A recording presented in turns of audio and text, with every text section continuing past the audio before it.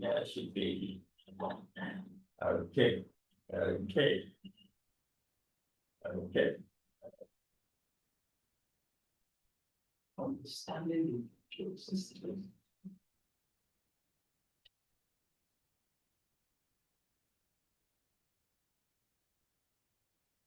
Hello, everyone.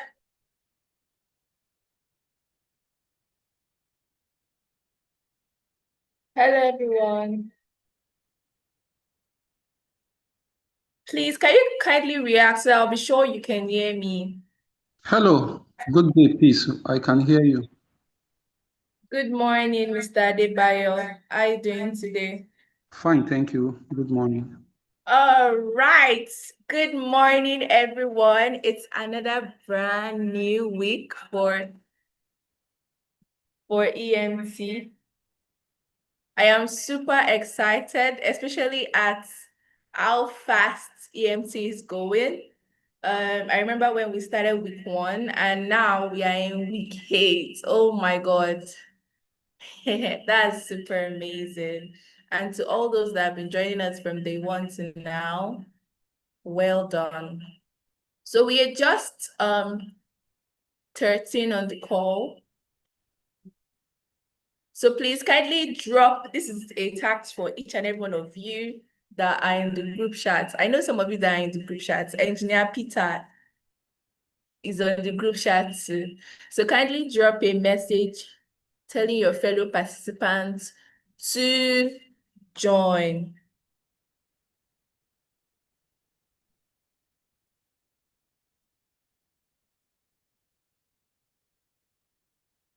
Drop a message, tell them to join. Class is about to start. And today we have another facilitator for today. So kindly join.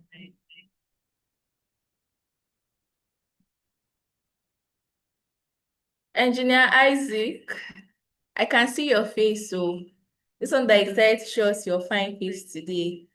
Ha! Today must be a good day. Oh.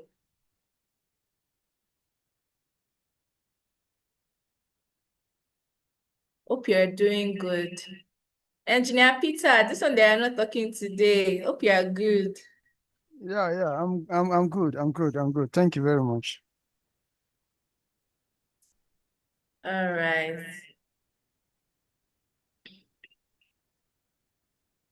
Good morning, everybody. I'm good. I just left message on the platform that people should join the meeting. We are starting the class. We are starting in few minutes time.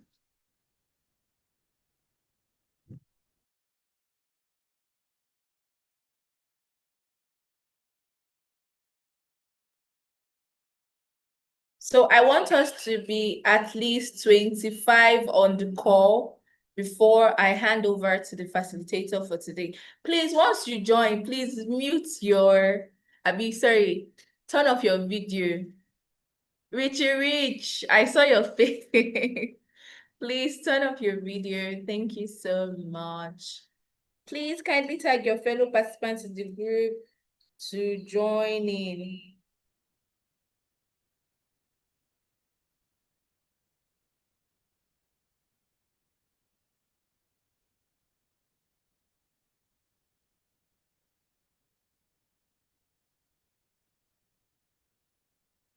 Kindly tell your fellow participants to join in.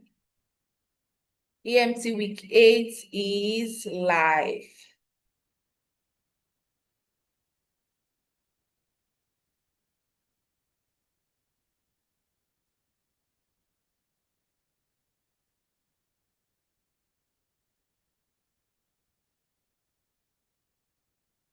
All right.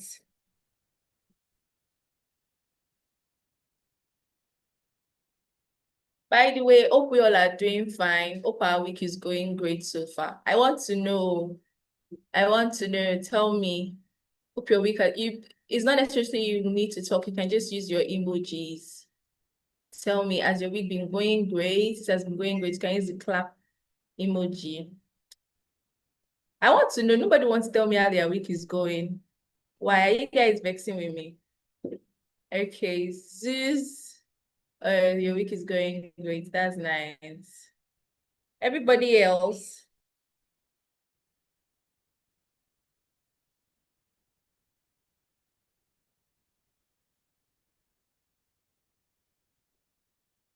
Okay.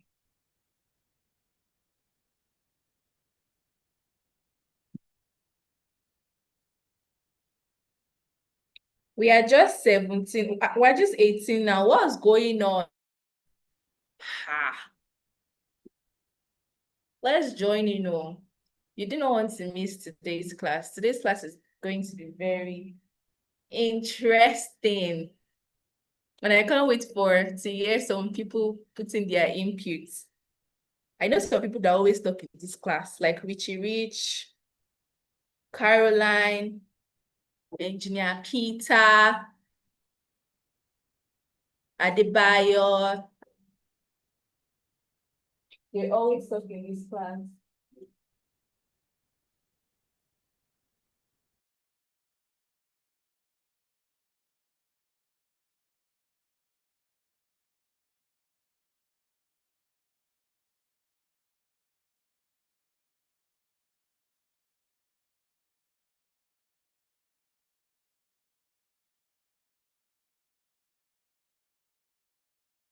So we start fully when it's 11:10, but I want to tell all of us, please and please.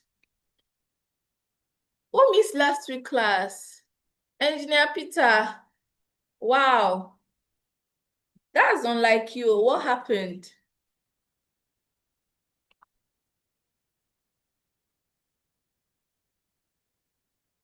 Hope everything is fine. Oh.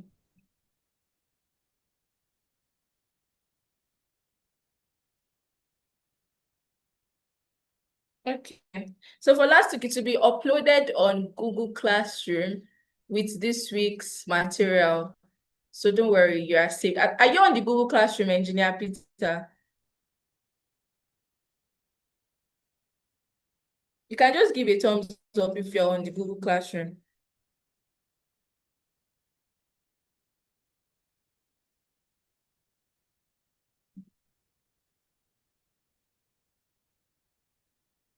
Okay, you're on the Google Classroom. Good morning, Caroline. How are you doing? How is everything in Kenya today?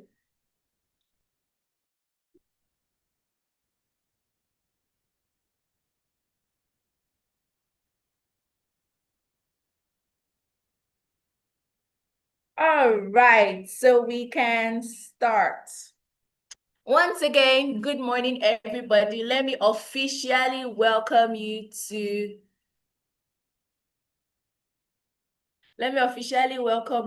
EMT Week 8. Wow, we are moving so fast. I'm tempted to ask that who can remember the first topic we treated, but I'm not sure most of us remember, so I'll just leave it as it is. So please, Mr. Aminu Ibrahim, please turn off your video. I can see your fine face, please, so you don't distract us in the class. All right, so once again, welcome to week 8. We've done week 1, and now we are in week 8. So today we have a new facilitator. Well, not so new, because he has taken a class before, but it's so nice to have him on board again today to take today's session. And it goes by the name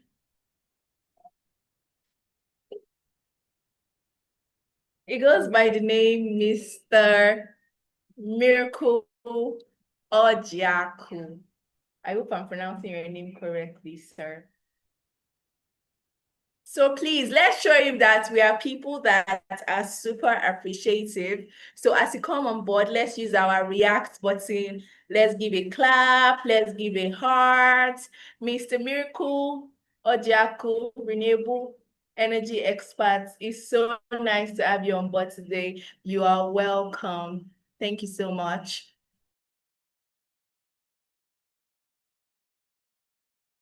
Okay, good morning, peace, and good morning, everyone. Thank you so much for that warm welcome.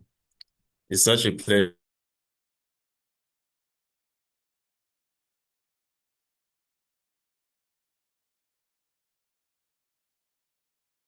to be here again, and just one, and now we're at week 8. So I'm super pumped to be here.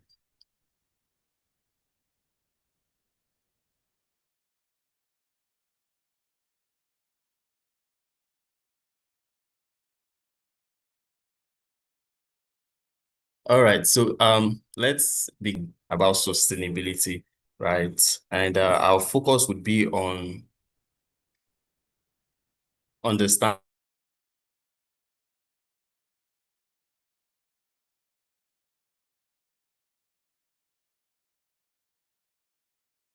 the future of sustainable energy and sustainable.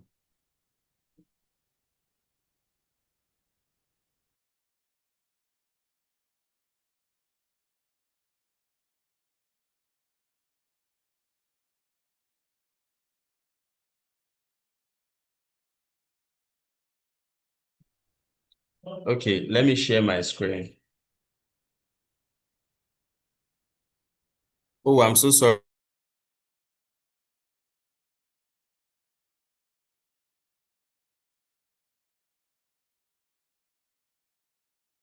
Sorry, can you hear me now?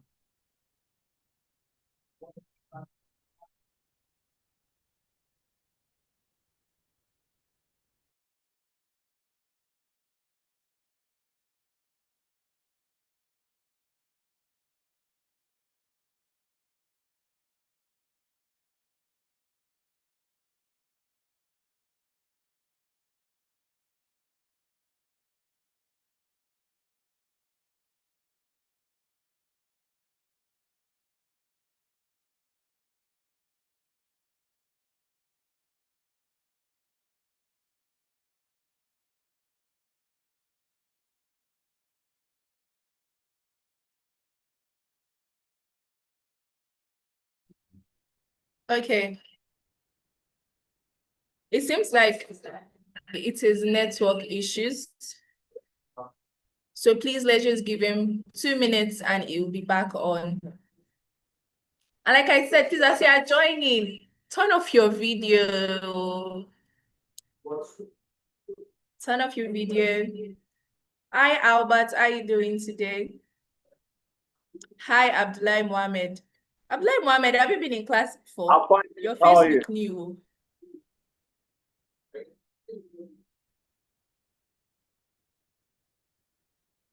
Please, is there anyone here that this is your first class? Yes, this is my first class. Good morning, everyone. Wow, Baba Sunday, we are in week 8 though. How do you want to keep up? Sorry, is there either a recorded video or a soft copy of the material that I can just go through? With that, I think I'll be able to. Yeah, so just stay to the end of the class, then I'll share the WhatsApp group chat. Good morning. All right. This is my first class as well. Abdullahi, this is your first class. Yes. Yes. But What's I going believe I on? can catch up, especially by revisiting the previous classes. If we could have those materials. Okay, like I said, the group chat will be shared. So just tap on the link so you can join. but I just hope it doesn't affect your certificate.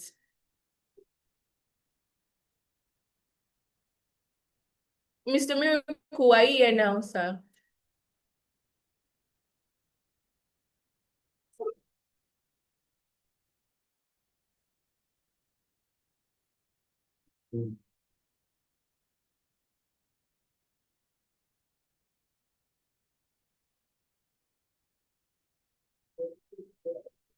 Mr. Aminu Ibrahim, of course. Okay, can you hear me now? I think you're muted. Of course. Okay, can you hear me now? Please indicate if you can hear me now. Yes, we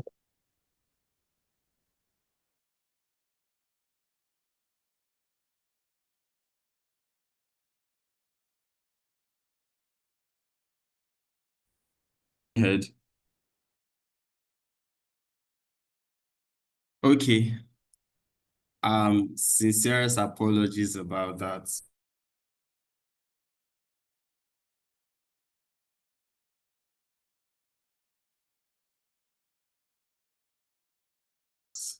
I don't know. Share my screen so that we can begin.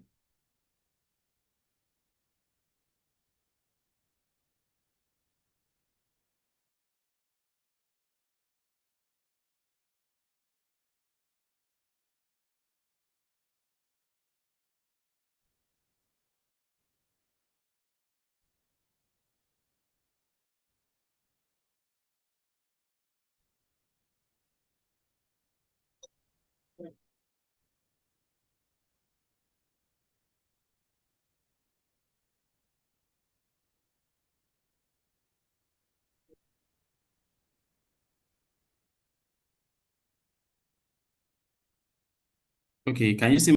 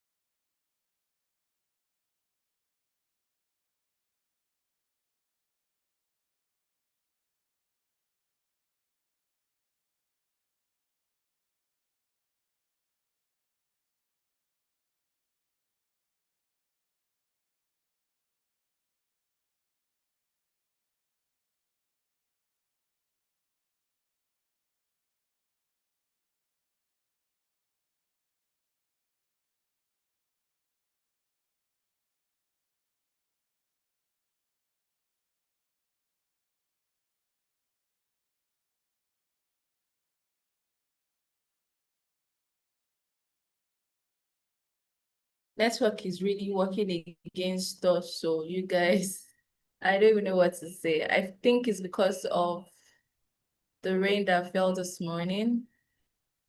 Network has really been quite horrible. Yes, network is really acting up, Engineer Peter. But not to worry, he'll be joining soon. He's already looking for an alternative.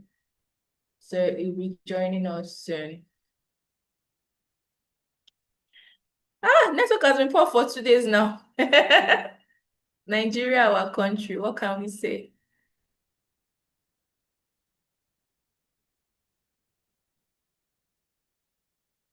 Those of you in Kenya, has your network also been bad? Or it's just a Nigeria thing?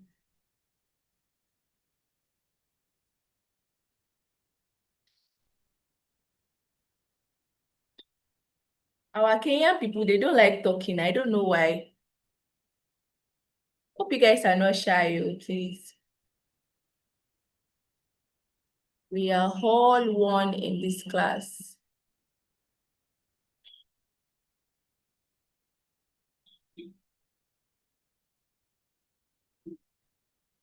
Hello, good morning. I'm not seeing any screen. Same Morning. here. I can't see the screen.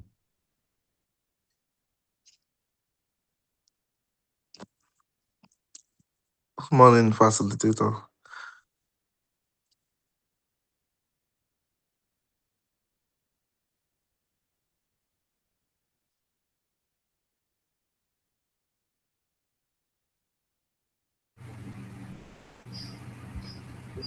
Okay, can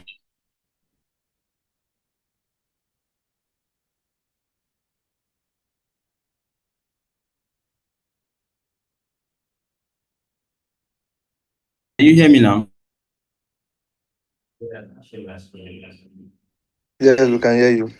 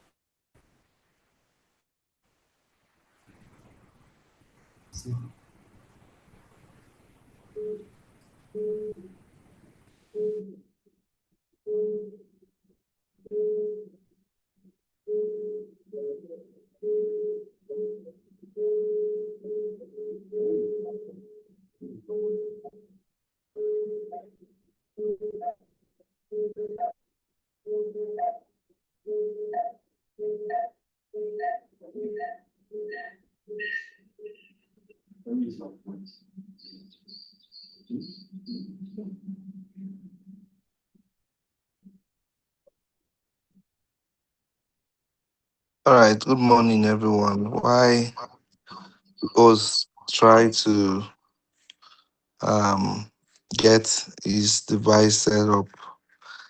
I like to just get feedback from us. How has the training been like so far? Why the hosts, why they try to set up and share their screen. So let's get feedbacks. How's the training been so far? We can raise our hands and tell us your experiences.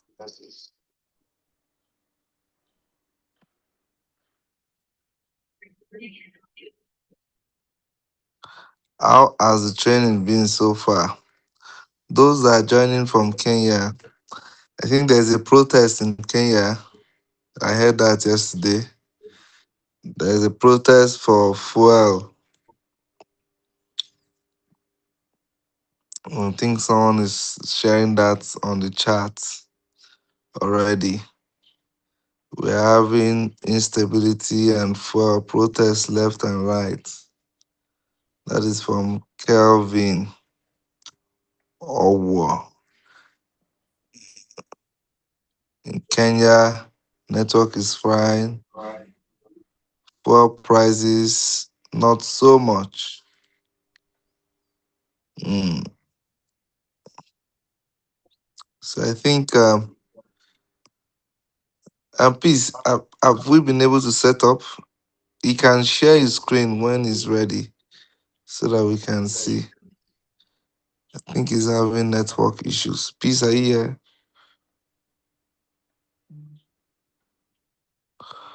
Can anyone hear me, please? Yes, I'm hearing you. Okay, Yes, Loud and I clear. very well. So All for me, right. so far so good. Well, This program has opened my eye to another field of engineering, which is energy management. I guess good. energy management it stands on its own consultancy profession, which I align myself with 100%. Good. Thank you, Mr. Deji. That is also beautiful. Okay. The screen is here already. All right. Miracle, we can see your screen now. So let's just also get somebody to also speak. How has the training been so far? How has the training been so far?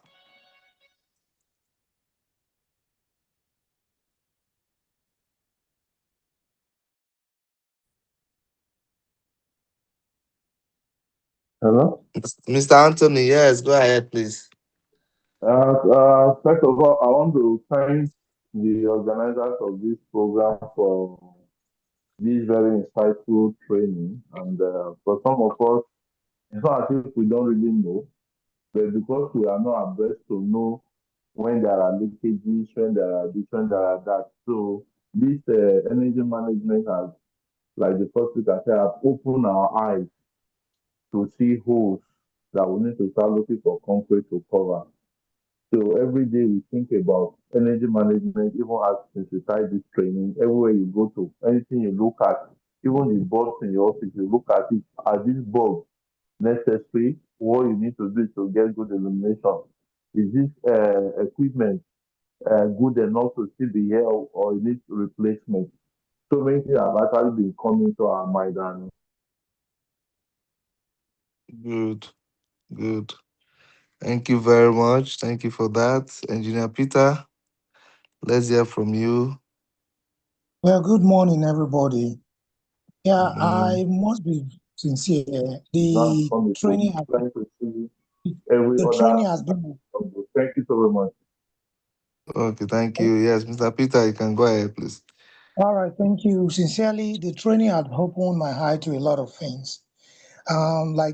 There are certain things that I learned in the course of this training and all that, and even in my operations and all that recently now, a whole lot of things, a whole lot of narration are changing, even measurement of consumption, energy consumption, and all those kind of things and all that. So we have been able to see that what was being done before, but was not properly done, and vis-a-vis what other innovation or thinking and all these coming to place and all that, in it, even energy management and all that, we have been able to, at least in place of my place of work, try to identify gradually things that are really, really responsible for wastage in our systems and all those that, and we're seriously working to get those things fixed and all that. So it's an eye opener for me, and it's an opportunity to learn. So I really, really want to appreciate. Thank you. Thank you for that. Thank you for that, Engineer Peter. We also appreciate your active participation during this training course. All right, over to you, Miracle. Thank you. All right, thank you so much, Mr. Isen, for the engagement. And I also want to apologize once again for the network issue. All right, so today we're going to be talking about understanding the future of sustainable power through renewable energy. We want to look at renewable energy basics, how renewable energy is no longer just an alternative source of power, but how it is now affecting economy, right? So going to be moving to paragraph 1, which is the energy transition, right? So if I would have someone read this page for us.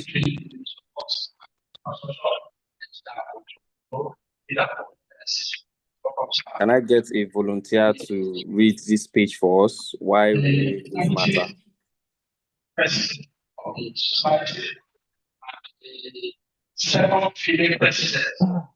Good morning, all. I think I can hear some noise in the background. President of Nigeria.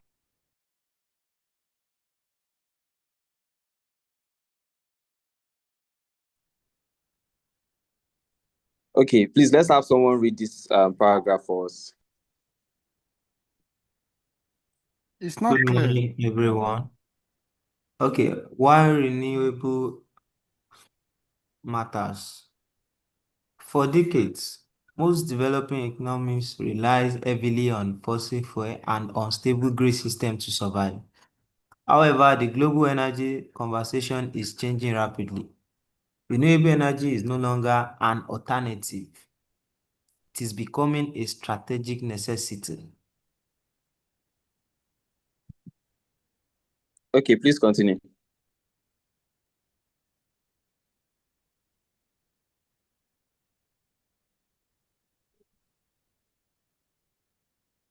Please, you can go ahead. You can continue with the second paragraph. You can unmute yourself now. You're Solar, muted. solar, wind, hydro, and hybrid systems are now central to discussion about energy security, sustainability, and long-term cost reduction.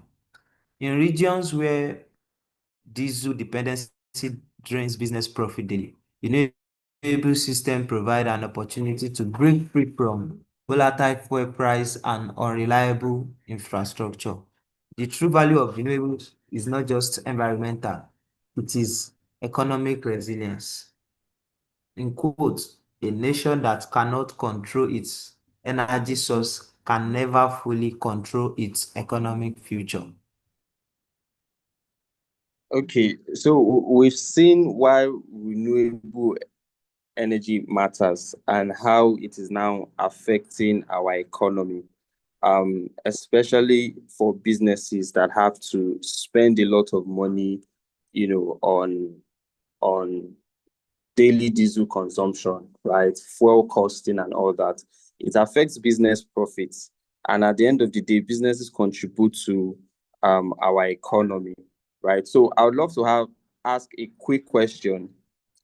If diesel prices double overnight, but your facility already runs on 60% on solar, who experiences the bigger financial shock?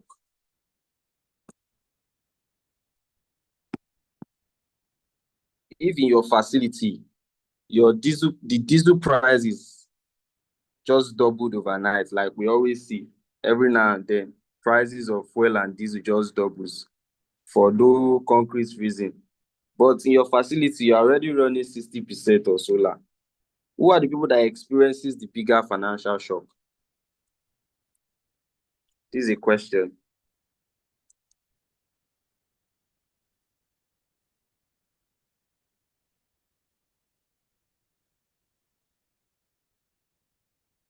Any hands?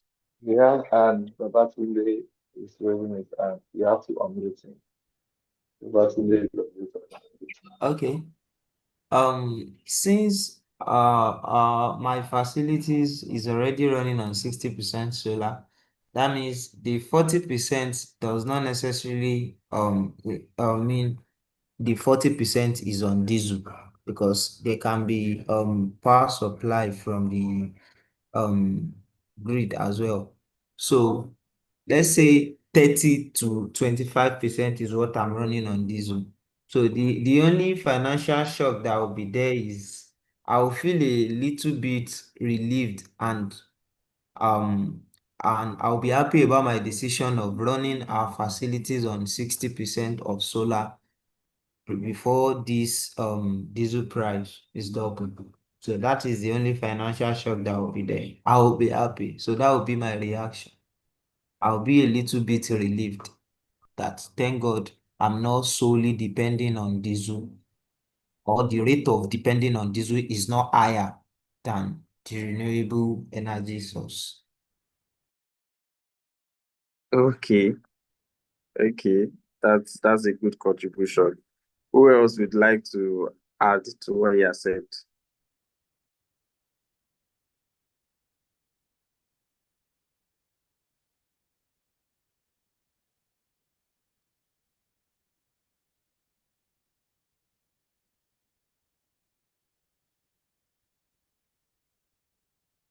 Does anyone want to add to what he has said? Or We are not seeing the hands. Their hands up already. I'm actually. A lot of hands are up. We have let's hear from Richard Olufemi. Let me know if you can see the hands so that you can control it. Okay, yeah, I can see it now. Okay, so you can call and unmute, click on mute for anyone who wants to speak. Thank you. All right, good morning. Good morning, we can Can hear you you. hear me? All right, so If diesel prices double overnight, but your facility already runs 60% on solar, who experiences the bigger financial shock? Whoever experiences the bigger financial shock will be the individual or the business that doesn't have an alternative source of power, especially an alternative that is renewable and considerably cheaper than diesel. Thank you. Okay, thank you so much for that input.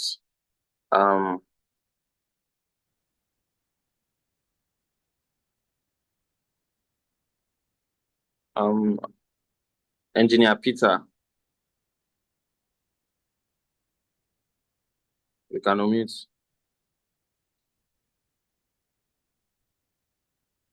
Good morning. Okay, the question, am I being heard? Yes, please. All right.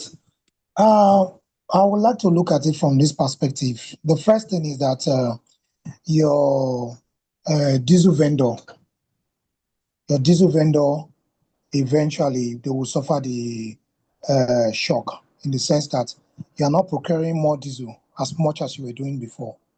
Then also it still depends on the kind of your facility that you are running or you are operating. Some facility could actually run, you could run some facility like hotel or whatever, even at 60% that you are okay when you're running your load. So it means you are maximizing profit. You may not even need reason to run your generator except you want to run on full capacity. So at the end of the day, who is at the receiving end is your diesel vendor that is supplying you. You don't get to procure diesel. You don't get to procure diesel much often.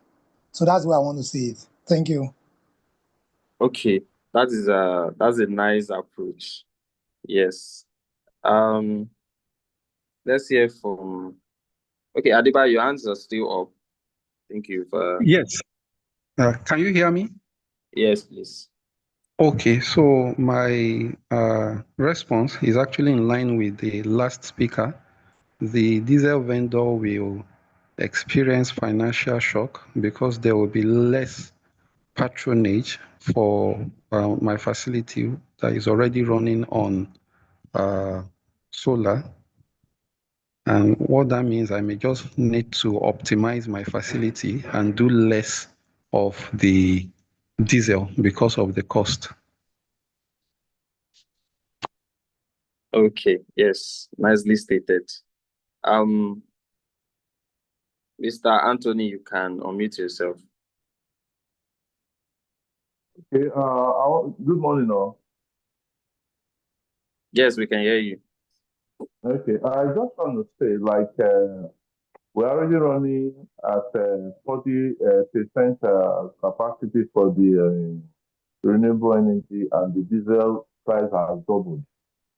Yes, we must still satisfy all our customers, or all the equipment in the facility must still be working. So we must provide power.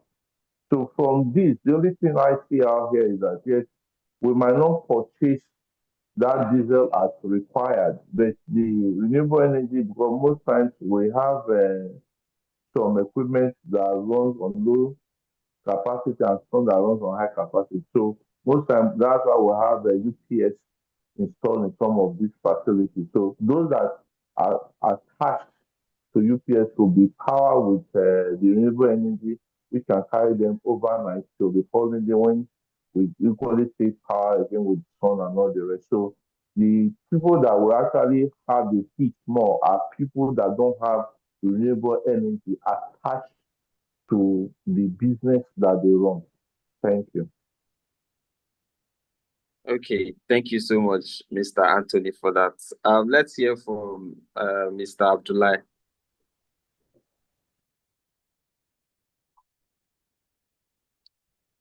Mr. Abdullah, you can unmute yourself.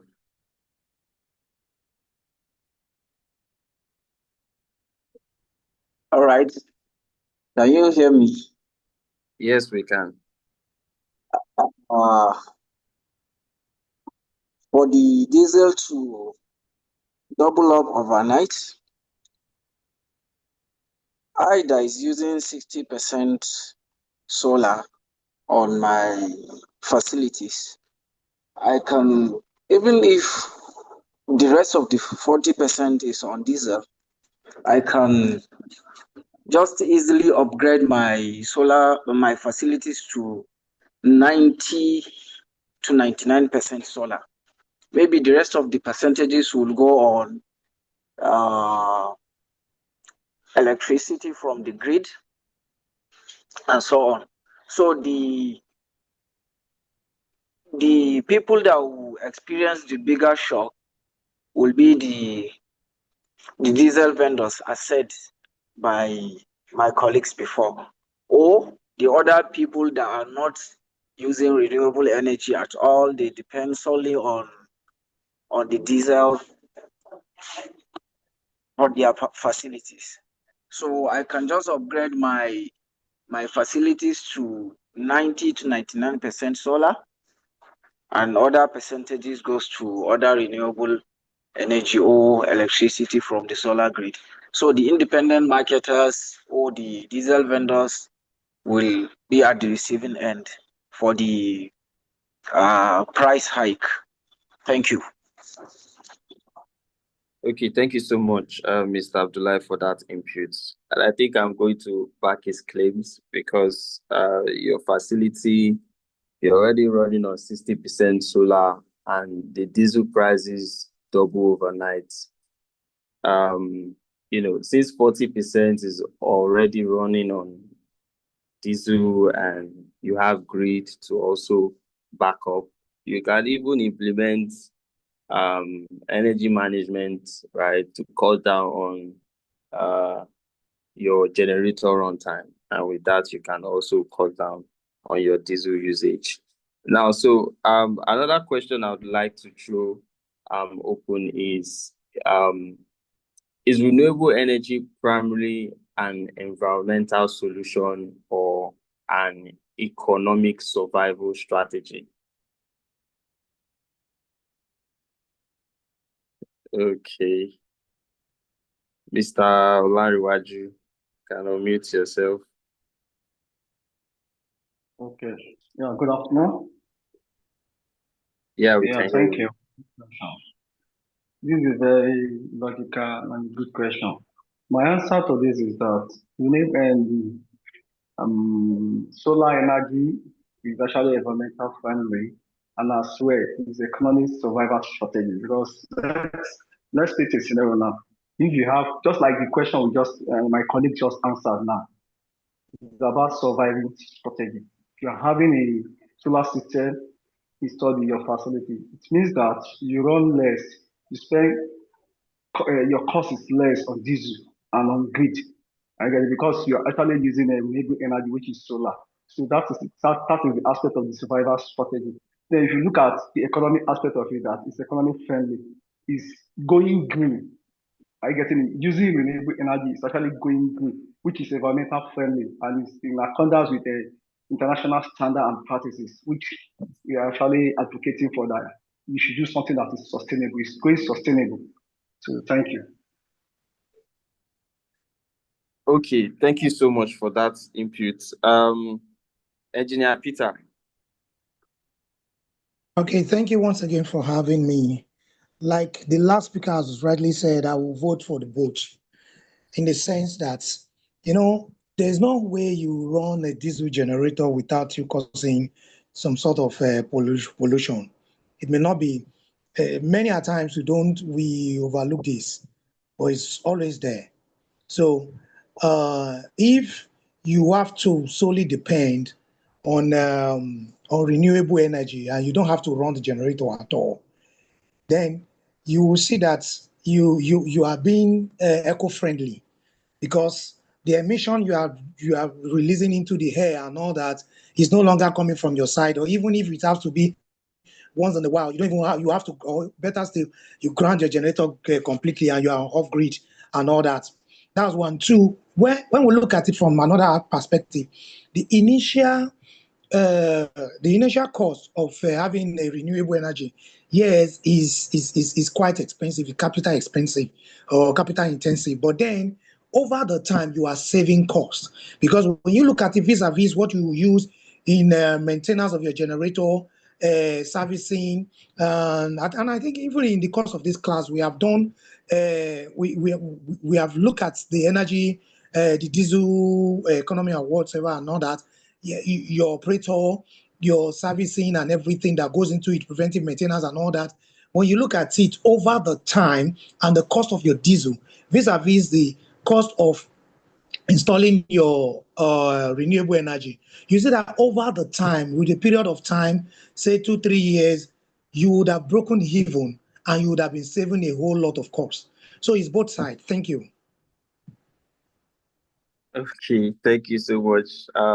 That's actually a wonderful input. But I want to ask the question this way. So if you are installing, say, solar in your facility, are you primarily installing that solar because you want to save the environment or because you want to have an economic survival strategy? Let me ask the question that way.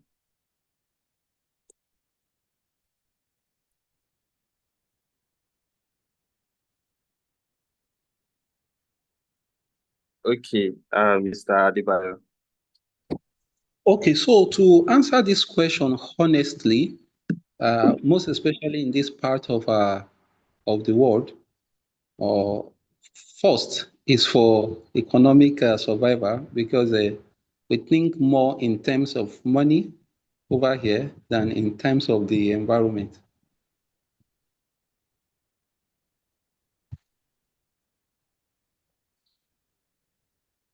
We can hear you, Mr. Adebayo. Okay, so I was saying that to answer honestly, that is for economic survival, not necessarily for environmental solution. Okay, thank you. Thank you so much. I think someone was raising their hands up earlier.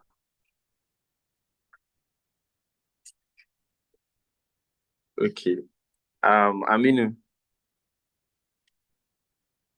please, you can unmute yourself. Okay, sir.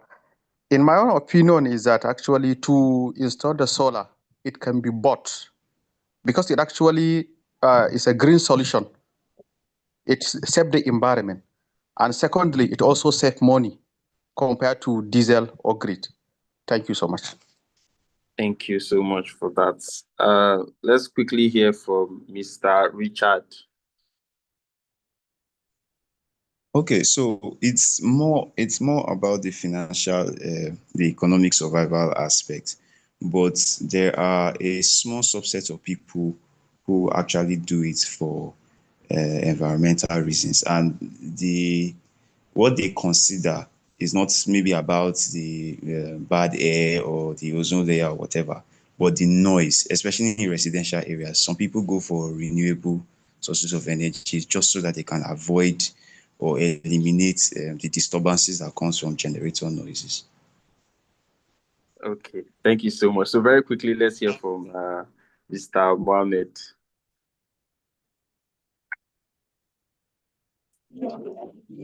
Good morning, sirs. Basically, when we install solar, it's just a preparation of cost reductions. Is the cost reduction in the aspect of and the light stability. That's majorly why we install solar. So and the other part of it is just that it just saves the economics, and the reflective part of it is just it reduces pollution to the environment. That is the second part of it. The major value installs solar system is just to save cost and to have a stability in the production of our in the company or the environment we are using it. Thank you. Okay, thank you so much. I think that would be all the contribution we can take right now because of time. So we would have to move to the next slide. But just to sum everything up, I would want for us to see renewable energy as a system thinking, right? And system thinking is basically when you solve one solution, at the end of the day, it affects, other areas, right? So imputing renewable energy in your facility for one reason at the end of the day solves another reason, right? And multiple reasons, to cut down costs, to reduce reliance on grid, and also to save the environment. So renewable energy has a lot of potential, right, and advantages. So let's move to paragraph 2, solar energy fundamentals. Please let's have someone read paragraph 2 for us.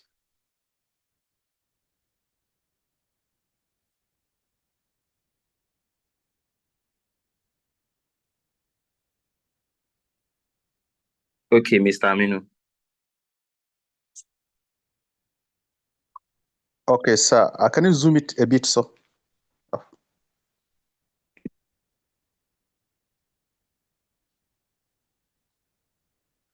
Okay. Go ahead.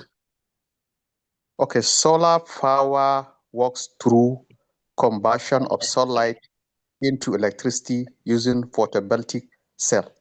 Many people oversimplify solar system as merely panels on a roof. In reality, a solar installation is a carefully engineered ecosystem involving panels, inverters, batteries, charge controllers, and load calculations. The biggest mistake facility owners make is sizing system emotionally instead of mathematically. A properly designed solar system begins with energy auditing, not shopping for panels. If your daily energy demand is unknown, then your solar investment is simply guesswork, wearing a green label. Most failed solar projects were not caused by bad sunlight, they were caused by bad calculation. Thank you. Thank you so much, Mr. Aminu, for that. So as we can already see that solar panel is simply a converter, right? Converts sunlight to electricity. So when people treat solar like their generator or their grid, but they fail to realize that a lot goes into having your solar installed, with the inverters, with the battery, the whole process of conversion, right? So we've been able to see that if we do not properly size our load, we might, at the end of the day, not get the solar installation properly, right? So let's move to a quick quiz question. Now, can a facility with poor energy management habits still save money after installing solar? I'd love to get a lot of inputs on this one. Okay, Mr. Aminu, do you want to say something? Yes, let me say something. Okay, please go ahead. Okay, actually, poor energy management actually will affect the saving, even if it is the solar installation, because there will be too much draining of the battery, and as a result, the battery may not last longer. So that is all I can say. Okay, yes, thank you very much for that. Is there anybody that would like to add to Mr. Aminu or counter what he has said? Okay, Mr. Abdullahi.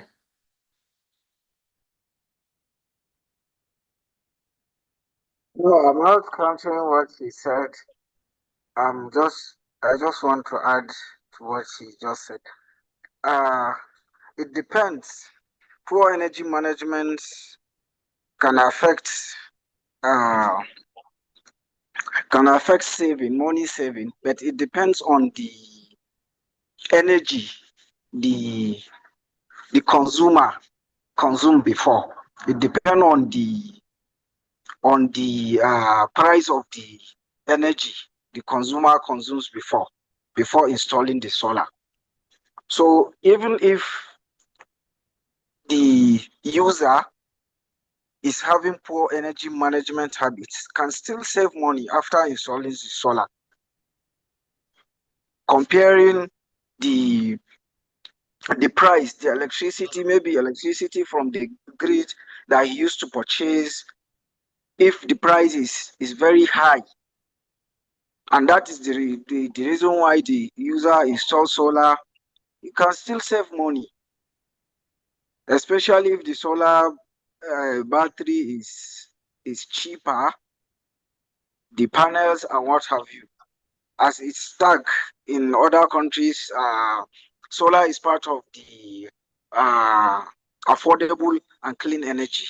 So if the batteries and what have you, the necessary materials to install solar are cheap, while the electricity that the customer purchased from the grid is high, the customer can still save money despite having the poor energy management habits.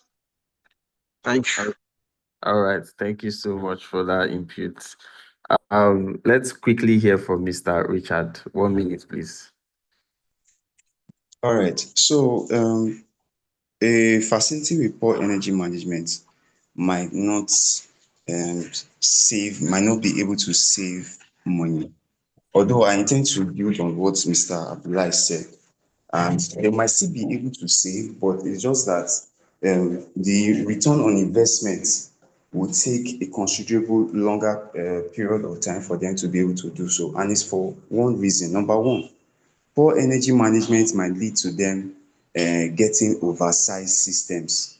So they will spend more on a solar installation than what they should. Or it can lead to them buying undersized systems. And if they buy undersized systems, because of their poor energy management habits, the systems will always be developing cold. So they'll keep spending on maintenance or replacement of solar parts. Thank you. Okay, thank you so much for that. Mr. Adebayo. Okay, so we're responding to this question. Poor energy management habits will result to energy lost or waste of energy. So in standard practice, you cannot save a resource or save money if you have poor energy management habits, because it's not the habit does not depend on the source, whether it's renewable or it's conventional or it's grid or is whatever. The loss or waste will always be there if the habit is not checked. Thank you. Okay, so quickly, let's look at this. This question is on after installing, right? Now let's look at before installation. Let's look at this question. Why do many people buy large solar panels instead of first reducing their energy waste? So why would people go to the market to start sourcing bigger panels that that would increase the cost of your installation at the end of the day without first understanding why their energy is wasting, or without first curbing their habits of poor energy management? Mr. Aminu.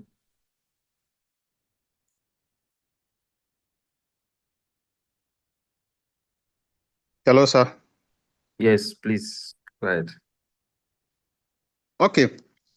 Still, as I said earlier, is that the poor management habit can affect the saving, because if maybe people did not actually calculate properly how to use their own total energy consumption before the installation, and then also after the installation also they use it anyhow, then that will lead to draining of the battery to the extent that it may kill the battery earlier than its lifetime. So as a result, it will cost more. Thank you. Okay. Thank you so much for that. Let's hear from Mr. Anthony real quick. Okay, good morning now. Yes, please. Now, first of all, the challenges people have for going to install so many panels on their rooftop in anticipation of getting enough power in their home, they don't calculate the load that they actually have at home before even calculating or thinking of how to reduce wastage.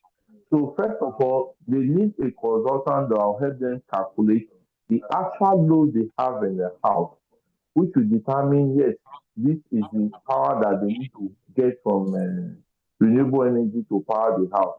Before they now start thinking of reducing the wastage in the energy management of the house. So once these plans are put in place, the required and desired number of panels and the size of solar installation that needs to be done will be calculated and it will be done that way. Thank you. Yeah, thank you so much for that. Mr. Kao Jeke, I hope I'm pronouncing your name properly. Please, can you? Yeah. Good afternoon. Yes, please go ahead. Why you see so many people installing several panels on their roof? One is that before they do their installation, they did not do a proper audit of the equipment they have in their house, and look at what items or what equipment are consuming power, and if there is an existing replacement of that item before doing before buying the solar panel. They will still use equipment they have been installed in their facility for the past 30 years and expect the solar panel to work very well. I'll give an example. A friend of mine that has 4 deep freezers that was bought like 15 years ago, and one fridge. The fridge is like 20 years old. I told me, you want to install solar panels. I said, why? He said, the band is very high. I said, okay, let's look at your system before you buy anything. So we look at it and observe that the fridges alone are the major killers of his energy in his house. So I advise you to change the fridges, to buy new. First of all, let him buy new fridges first. So he bought a Tamaco inverter fridge and a freezer, and install it and get rid of the old one. And the energy consumption now have dropped. Its load in his house has also dropped. So before we look, observe it for one month, then before we think of looking at if we can change any other equipment in his house before we install the solar panel. Thanks.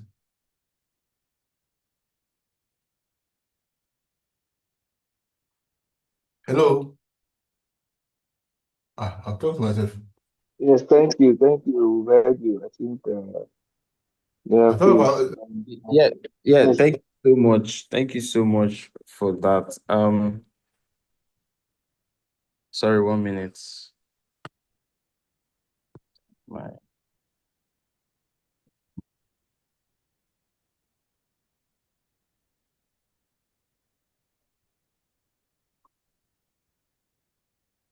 The one miracle tries to still come on. Let's hear from Muhammad Adekunle. Muhammad Adekunle, you can speak. Hello. Yeah. My own first consideration is that where panels are largely installed on the panel before energy consumption. When panels are the load calculation, it should be the first thing before panels have been installed. But when the load are not fully calculated or are not calculated rightly, so it might cost then installing more panels than ever. And alongside with it, when panels are more installed in the roof more, it means during the day, load are more used. If load are more used in during the day. So it can release to high panels in sun so that the little backup will just be the batteries that is not basically used after the working hour during the working system. So panel can be used more during the day to just consider the load effectiveness of the appliances. That's what I just thought. Very, very good point. Very, very good point. I will also speak to that. Before Miracle, if you come on, let me know. Let's hear from Abdullahi Muhammad. Abdullahi Muhammad. Yes, All right. Abdullahi. My take on this is it's clearly stated on the previous statement shown on the screen that most of them are sizing systems emotionally. They are lacking knowledge. They are lacking knowledge on the solar system. Mm. They are lacking knowledge on the solar system and improper energy auditing because they don't know their load. So they will just be buying panels without knowing their daily or monthly average consumption. So lack of load assessment and proper energy auditing, it's what makes them purchasing more panels without knowing how the system works. So I think that is the reason why they rush on buying more panels because they don't know how the solar system works and they don't have the energy auditing knowledge and their average load consumption. That is Yeah, very, very good. All right, back to Miracle. Thank you. yeah, thank you. That's actually really good input. And I think on one of our classes, we've talked about energy management and how our habits are the major contributors when it comes to um, saving cost on energy, right? And if you have a poor energy management, that would mean that you would have more bills to pay, right? You would have to your bills at the end of the month would be on the high side because you are not properly managing your energy. And when you're not properly managing your energy, you want to carry that same behavior to install a solar setup.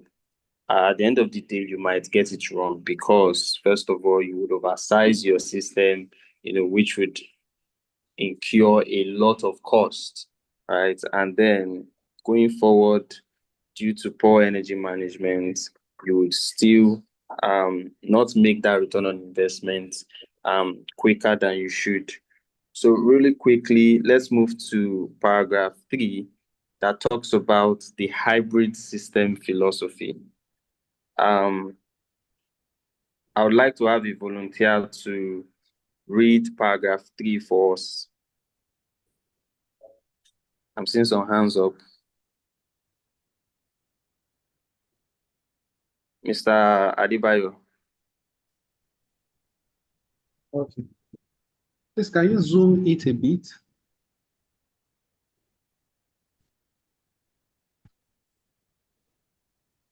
Can you see it well now? Yes.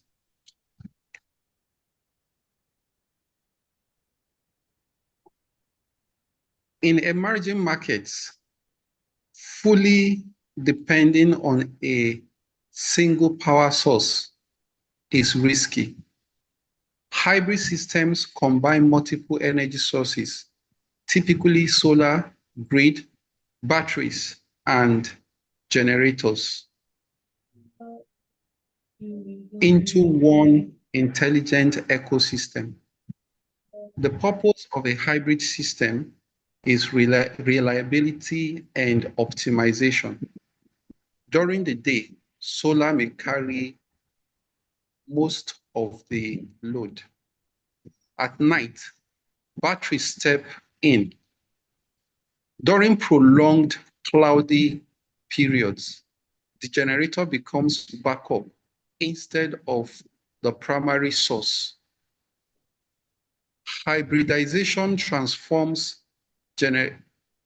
generators from constant workers into emergency assistance. This dramatically reduces fuel costs, maintenance cycles, and operational stress. A generator should be your bodyguard, not your full-time employee. Thank you. Okay, thank you so much, Mr. Adebayo.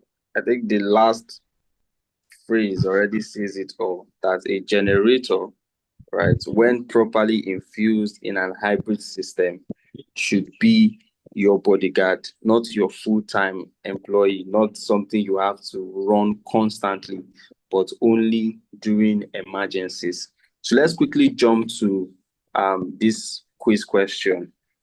Is it more financially efficient to run a generator continuously or only during peak demand periods?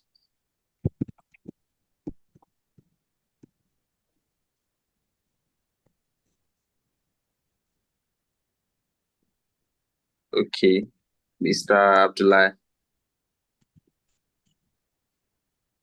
Certainly, yes, it is more financially efficient. No, it is not.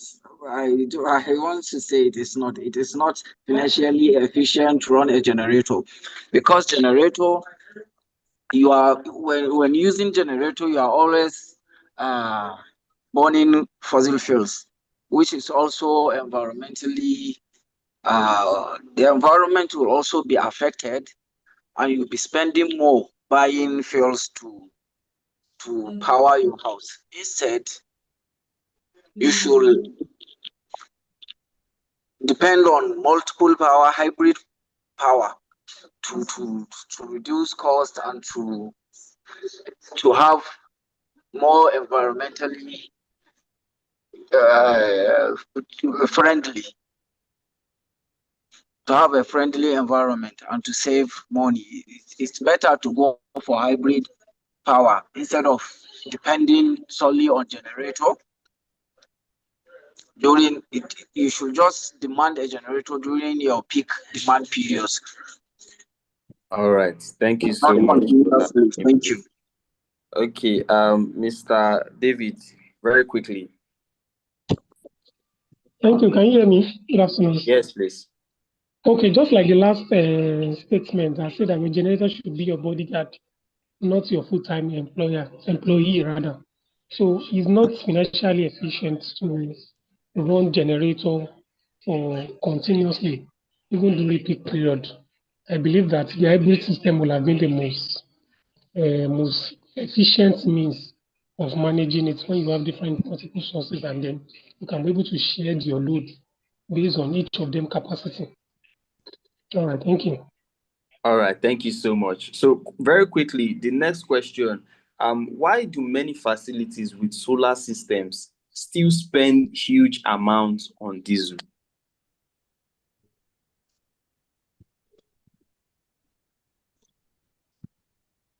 Why do we think a facility with solar systems still spend huge amounts on diesel?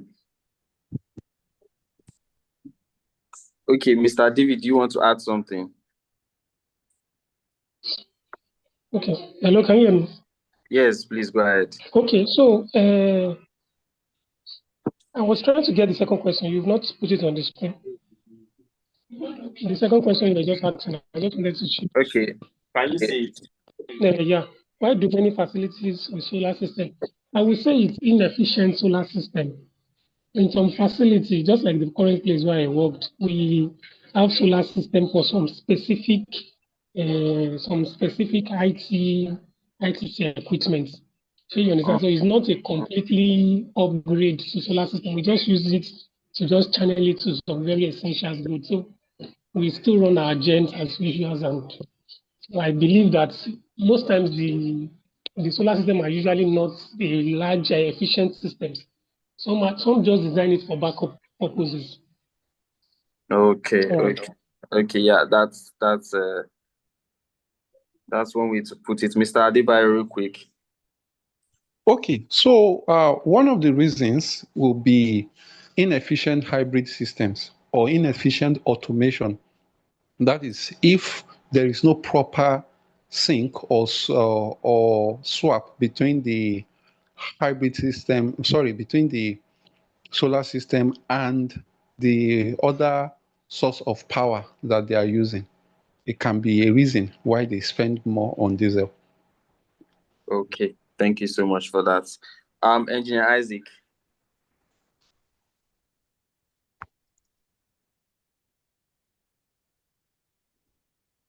Engineer Isaac, you can unmute yourself. All right. Thank you very much. The major reason why I think such will happen is one, poor energy auditing and equipment sizing. You know, when if an environment or an organization is expecting to run on solar and suddenly running a diesel, and at least this amount they spend on diesel over when that of the energy demand is overwhelming due to energy demand. You know, at first, the way they audit the energy, and if the load, like recently now, in fact, recently in where I'm living, they just got water dispensers recently.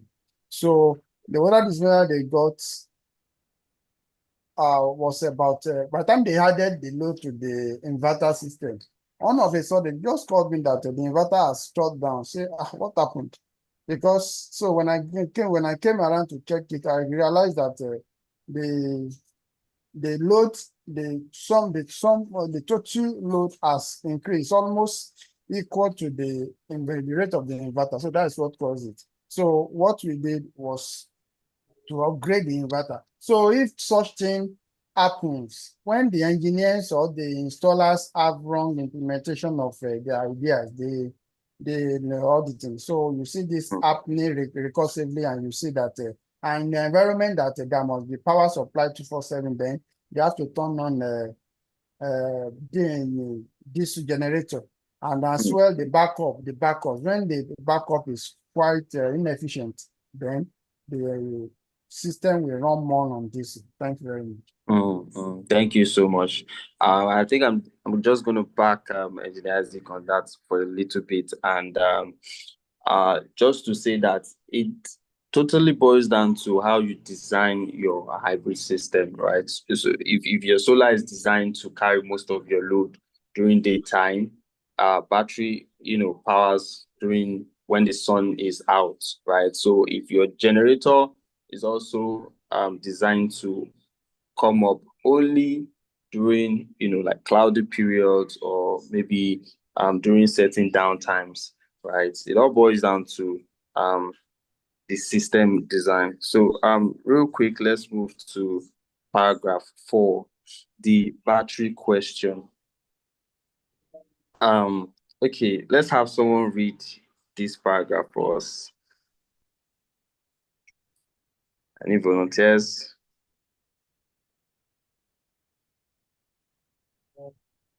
Okay, Engineer Isaac wants to read for us. Okay, please. Okay. Energy storage is the art of renewable stability. Batteries allow facilities to store excess energy for later use, but batteries are also one of the most expensive and misunderstood components of renewable systems. Many users destroy batteries through overloading, deep discharge, poor ventilation, and lack of maintenance. Lithium batteries may offer longer lifespan and higher efficiency, but they also require intelligent battery management system. Lead acid batteries are cheaper upfront, but often cost more over due time to replacement frequency. Due to replacement frequency, sorry. The true challenge is not just storing power, it is managing how the power is consumed.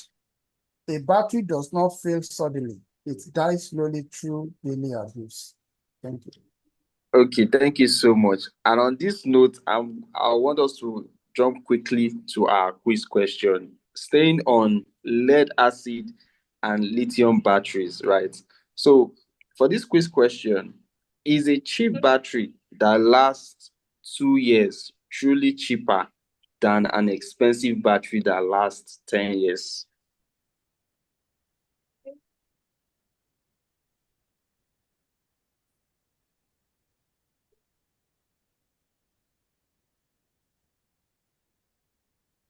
Okay, Engineer Isaac. Yeah.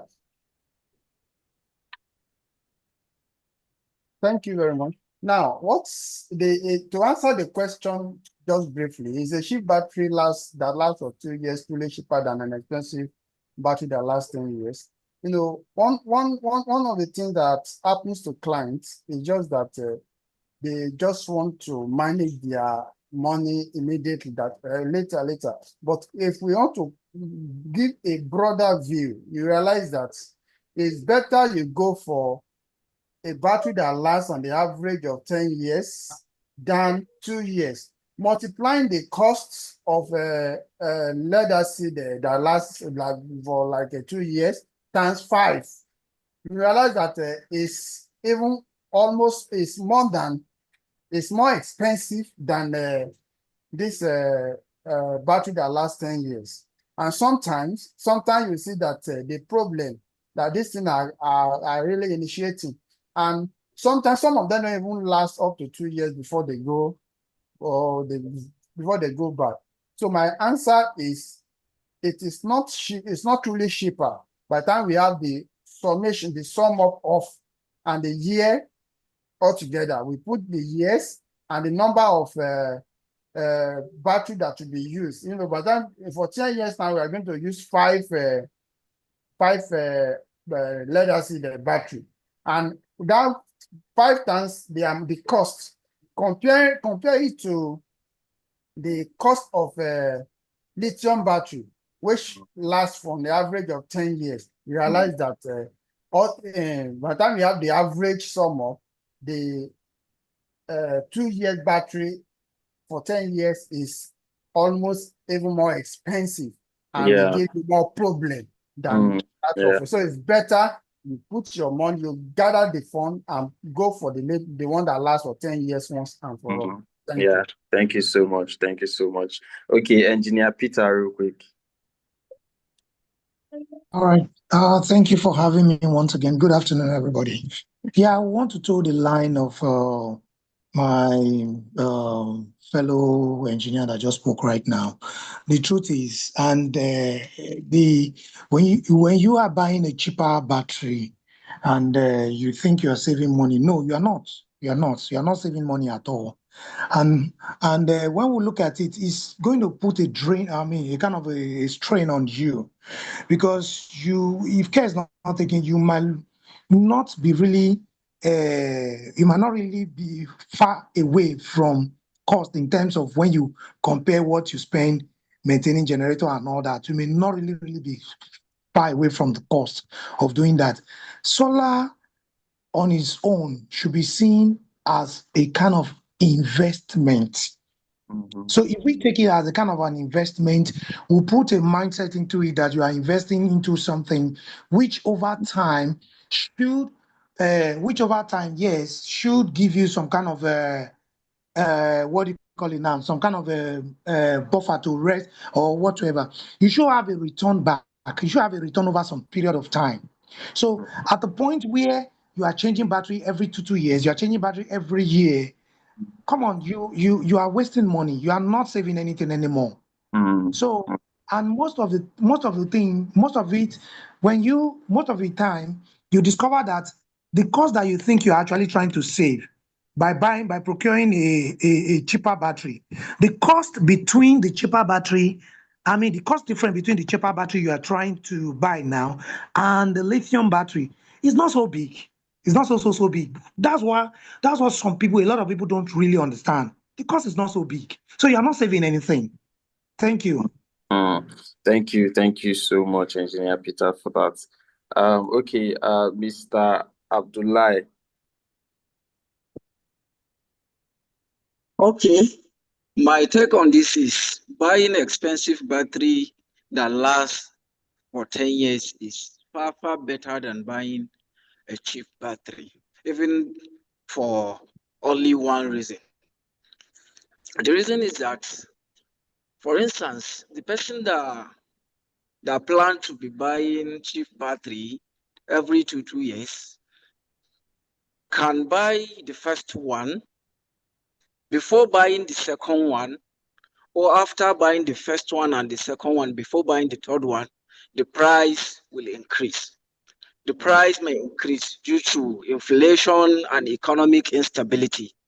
While the person that already bought that expensive battery that will last for 10 years will not be affected by that price hike and economic instability. So you will enjoy that financial efficiency by buying the battery that will last for 10 years. And if you are a government worker, or if you are running a business that sustain you, that allow you to be purchasing the battery and what have you every 2 years, you can lose that job. Something might happen. Before you get another one, that battery expired, and you cannot be enjoying your energy. Also, so the person that already bought that battery that will last for 10 years, even if maybe after 3 years he loses his job or what have you, he can, before reaching that 10 years, he can get another job, or he can run another business and continue his life without thinking of having that burden of, okay, I don't have battery, I lose energy supply and what have you. So for that reason, buying that expensive battery that will last for 10 years is far, far better and cost saving. It's far better. Thank you so much. I'm talking still on expensive batteries, right? How batteries are also one of the most expensive components in a solar setup. This next question now would be, should facilities invest more money in battery storage or in reducing unnecessary consumption first? You have to reduce your unnecessary consumption first.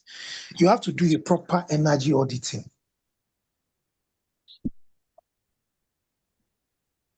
Okay. I can't see the question, sir. Can you? Yes. Okay. Should facilities invest more money in battery storage or in reducing unnecessary consumption first? Yeah. Its answer itself. First thing first, you have to ensure that what you are, in fact, you have like Engineer Peter said, Engineer Peter, or one of those that just spoke now, you have to do your energy auditing must be properly done. You have to know what you are turning on during the day and what you are doing, what are going to use during the night. It is most of this hybrid system. They don't run on battery during the day. Some of them, because the solar itself has an output. So your backup battery, you have to design it. This and this is what I want to be using at night. So by the time your energy auditing is perfect, that is the first thing. Then you know that you've conquered the problem. Thank you. Thank you so much, Engineer Isaac.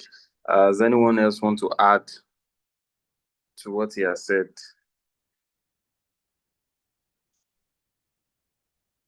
So for me, I think at the heart of energy efficiency, renewable energy, is energy management, because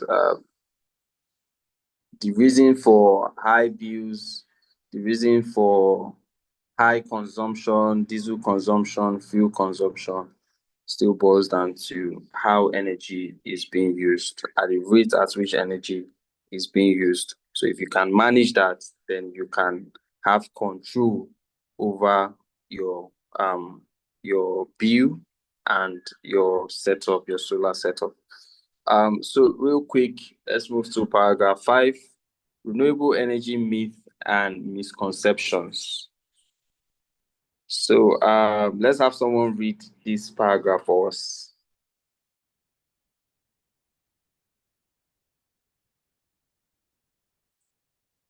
Let's have a volunteer real quick. Okay. We've not had a female. Do we have a female with us here? I think I was seeing some comment of a female. Okay. Hola, Yemi. Hello, good afternoon. Please. All right. Myths and misconceptions. One of the biggest barriers to renewable adoption is misinformation. Some believe solar works only in extremely hot weather. Others assume renewables can instantly eliminate electricity bills forever. In reality, renewable systems are tools, not magic. Solar panels generate electricity from sunlight, not heat, which means extremely high temperatures can actually reduce panel efficiency. Another misconception is that more panels automatically mean more savings. Without proper load management and system balancing, oversized systems can still perform poorly. Renewable energy succeeds when engineering, consumption behavior, and operational planning aligns together. Technology alone cannot solve energy problems created by bad management. Thank you so much. Okay, and let's quickly jump to the question, right? So, can an oversized solar system still become financially inefficient? I would love to get a lot of input on this question. Can an oversized solar system, still become financially inefficient?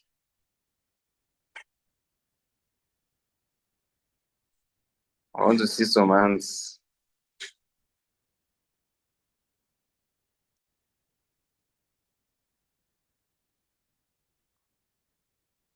Can an oversized solar system become financially inefficient?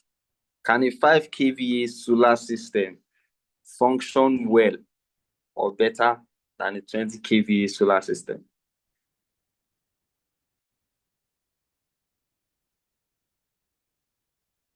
Okay, Albert Mongoli. Hello, good morning, everyone. Hello. Yes, we can hear you. Please go ahead. Yeah. So I would want to answer the question from a professional point of view. Like for someone who wants to install a solar system, the reason why there is always an energy audit before any solar system is to prevent the system from being oversized. So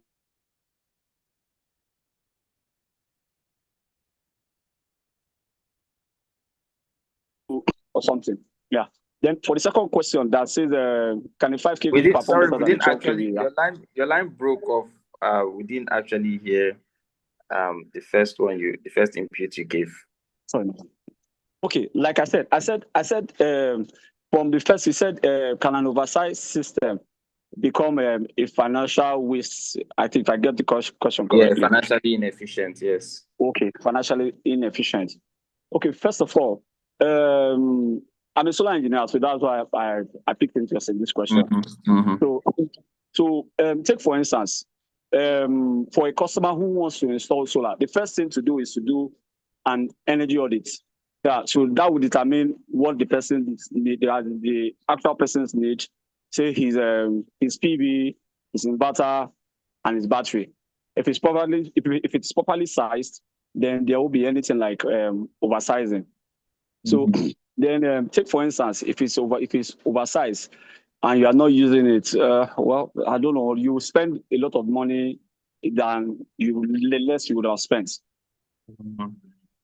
Yeah. Then for the second one that says, can a 5 kVA perform better than 12 kilowatts? 12 is bigger than 5. So depending on what you are using it for, the 12 will perform better. Oh, thank you so much for that input, Ogoli. Let's hear from Mr. Richard. Okay, so I have a question. I think Mr. Albert should assist me with it.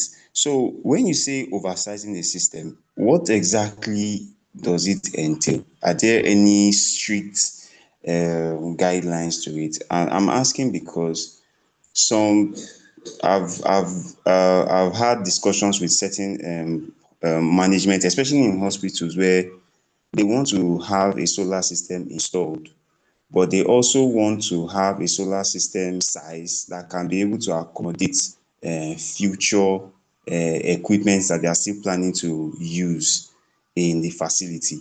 So for example, we've done the audit and their present load is about 5 kVA, but based on the discussions we've had, and they tell you, oh, we still want to add this in future, we are still planning for this in future, and by the time you factor in all that, you see that they might now be needing maybe 10. If you now install a 10 kVA system, can we say that at that point their system is oversized? So that's the question. That's actually Mr. Mongoli, do you want to answer the question?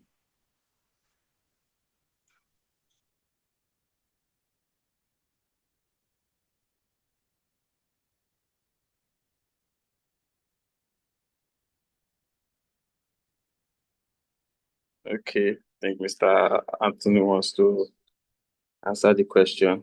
Please, you can unmute. Hello? Yes, please, we can hear you. Can you hear me? Yes, please, go ahead. Hello? Hello, we can hear you. Please, go ahead. Can you hear me? Yes, please, Mr. Anthony. Okay. When we talk about oversizing, whether it's present or future, if the desired load and the subscribed load is more than the desired load, then it's already oversized.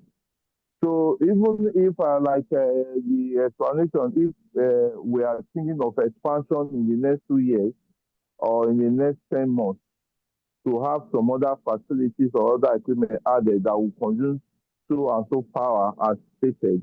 If for now we don't need such power and we're having something that is bigger than the desired power now, then it's actually oversized.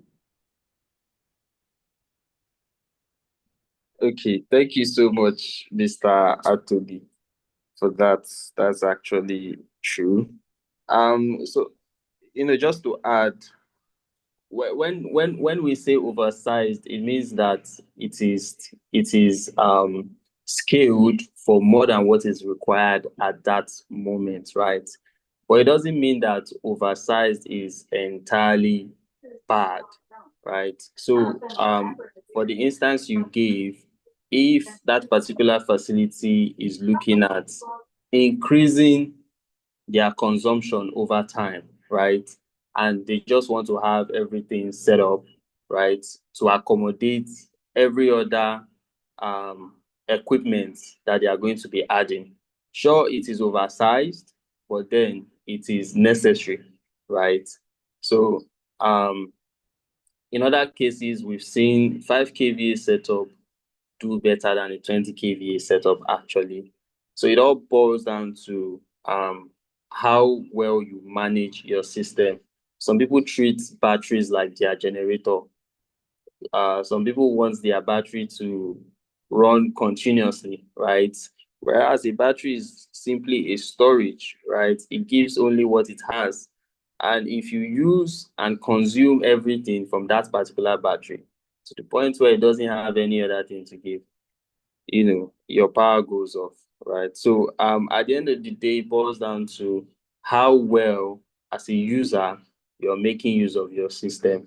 And that's why you would see people with even smaller setup enjoying their system, even having more power than someone that has more, a larger system than they do, right? So for our next question, why do some facilities with expensive renewable systems still experience poor power performance? Why do some facilities, even with their expensive batteries, solar panels, inverters, hybrid inverters, they still experience poor power performance? Why do we think that is?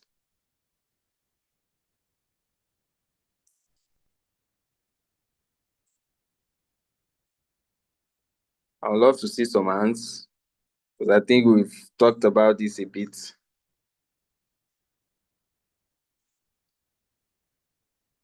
Why do some facilities with expensive renewable systems still experience poor power performance? Okay, Mr. Richard. Okay, poor energy management. Okay, I love that. That's actually, simple and straight to the point. Okay, sorry, Infinix Ots, please let us know your name. You can unmute yourself. All right, good afternoon. Can you hear me? Yes, we can hear you. Okay. I think one of the major reasons why they are actually experiencing poor performance, it has to do with maybe they did not audit their load very well, because in as much as you did audit your load well, it will affect your system sizing. And once your system is not correctly sized, no matter how expensive those systems are, you still have to experience poor power performance. That's it from my end. Thank you so much. That's also wonderful. Okay, Mr. Abdullah. Yes, it's due to one.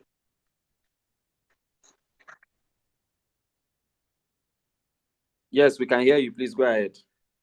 You can hear me. Yes, please, we can hear you. Absence of load assessment, Mm-hmm. poor energy management, Mm-hmm. and maybe wrong connection, or Okay. or using bad conductors. Mm-hmm. Thank you. Thank you so much. Real quickly, Mr. Anthony.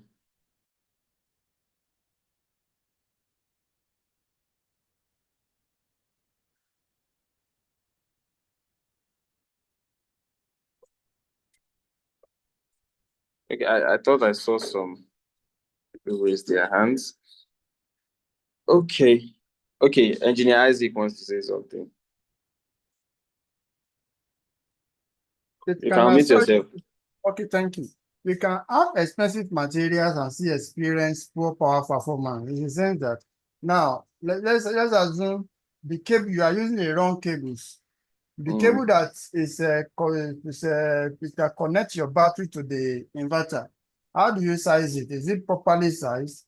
You might be shorting yourself, and the cable that is, sometimes I've realized that, like from experience, personally from experience, I've realized that sometimes some people want to pay for cheap job, so they don't actually use the right expert to manage their work. So they got those things, but they just mismanage it. The sizing is not properly done. So you know that at the end of the day, some of these energies is being wasted. It's not really getting to your heart. So those are common simple things. So it's bad management and using inexperienced ends to carry out the job and do the sizing, despite the fact that they have the money, but the technical expertise is not enough. That's another reason. Yeah. Thank you so much for that. Mr. Chibike.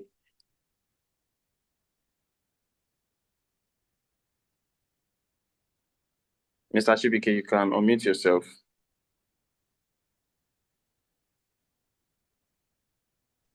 The last speaker just said what I wanted to say. When you have inexperienced professionals installing it, no matter how expensive your equipment is, then you definitely have challenges with your system. Okay, thank you so much for that. Engineer Isaac, do you want to say something? No, I'm not saying anything. Okay, thank you so much for that. I also think that the efficiency ratio, right,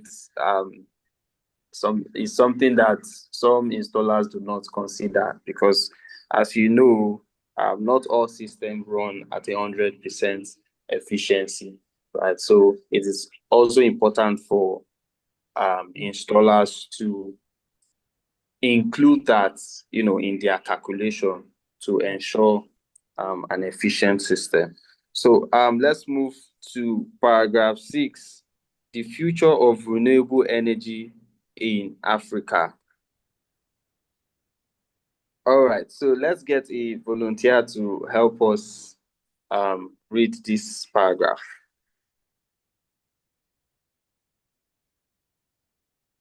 Okay. Please, Mr. Phoenix, let us know your name.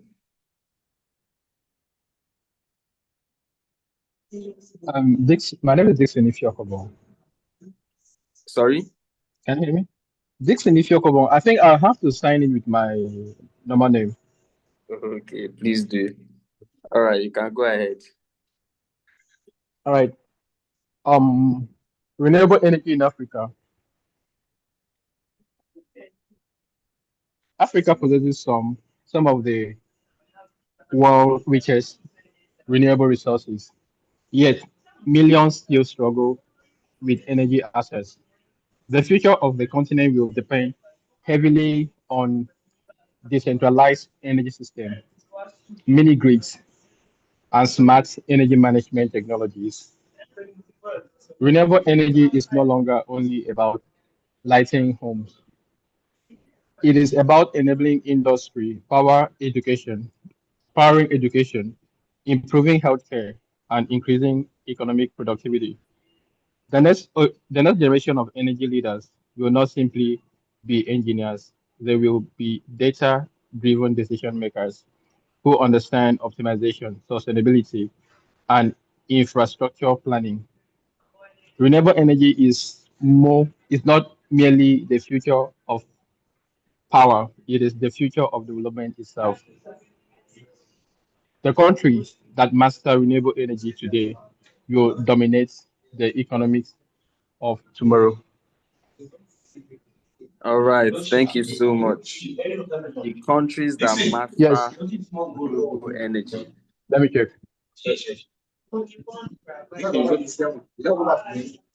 Yes. Okay, so the country that masters renewable energy today will dominate the economies of tomorrow. Now, I'd love to ask, is renewable energy more valuable for urban cities or underserved rural communities? Is renewable energy more valuable for urban cities or underserved rural communities? I would like the businessmen that we have here to give us some answers or their own take on this.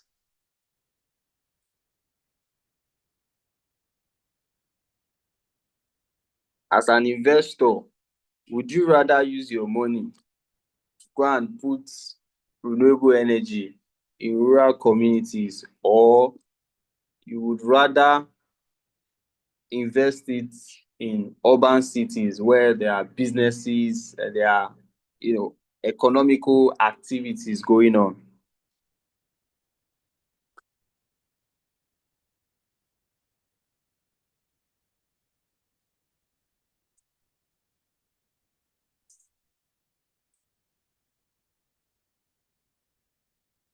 Okay, Mr. Abdullah.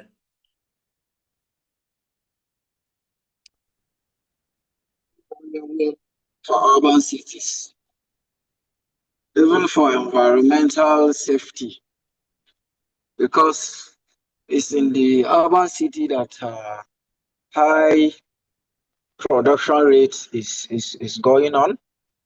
Use of vehicles consuming energy for other usage, for residential and commercial usage. So by using burning of fossil fuels or using electricity from grid, it affects the environment more.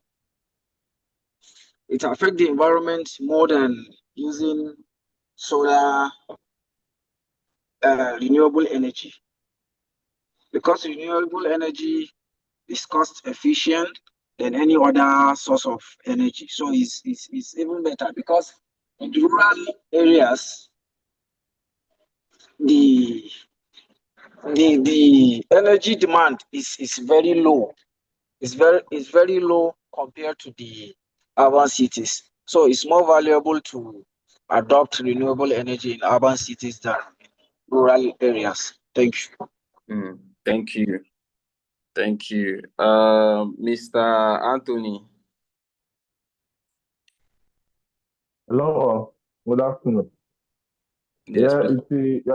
renewable energy would be more viable because every businessman stake is to make profit from his business. So it's going to be more viable coming to town where the demand for renewable energy will be higher, and where the people that are capable of having it or paying for the services are equally more than the urban areas where people are struggling to meet up with having money to get all those things installed. Thank you. Thank you. Thank you so much for that. But are we now saying that there is no money in rural communities? No, Are we saying we there's are not saying there's no money. There is money in rural community, but for now, for everybody that has need for energy, you must have a commensurate profit for using that same energy. So when you don't have that commensurate